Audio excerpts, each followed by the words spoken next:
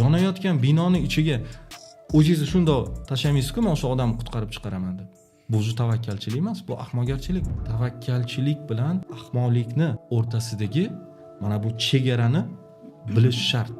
Ko'pchiligimiz ko'p hollarda bu tavakkal deb yorishadi. Bitta nimani har doim aytaman. Choyxonaga kelganda daraxtga tuyamni bog'lab kiraymi choyxonaga deyishgan yoki Allohga tavakkal qilib kiraymi? Javob qanaqa?